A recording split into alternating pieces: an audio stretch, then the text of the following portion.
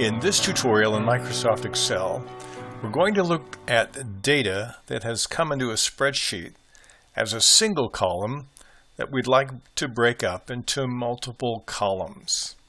In this particular case, we have all the data that was a fixed width column, and I determined that by changing the fonts of these cells to Courier New.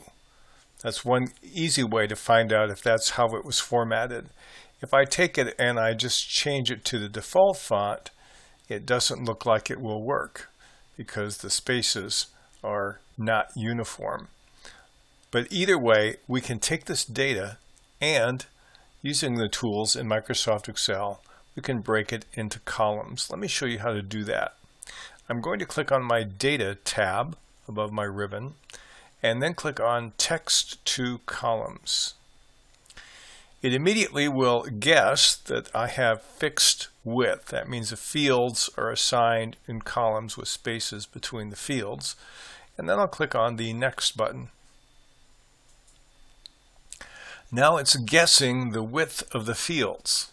I can move these any way I want. For example, here I could make the month field wider if I wanted to. And in this column here, I can also click anywhere under this ruler at the number of spaces and create columns. I'm going to do that for now. I'll create one there, create this one and move it over here. I'll create one here. And now I have different columns and some empty ones. And they won't be any trouble, so I'll show you what we'll do next. Okay, now I can format the columns. The first one we'll call it text. The second one, general, is good enough. It converts numeric values to numbers, dates to dates, and all the remaining stuff to text. That's fine. It says, but I have an option here that says do not import column. So I'm going to click on this column that I just created, and I'll click on do not import. And notice the word skip will appear here. I'll do that for this one, and I'll click on this one and we'll skip this one. Then I'll click on Finish.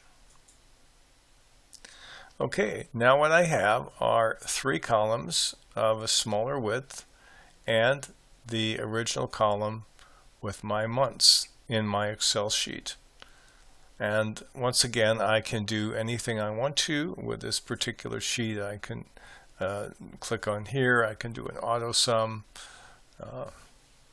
I can do formatting, I can call it a table, but it's a really nice way to take pretty raw data and with a couple clicks of the mouse turn it into something useful that you can use inside of Microsoft Excel.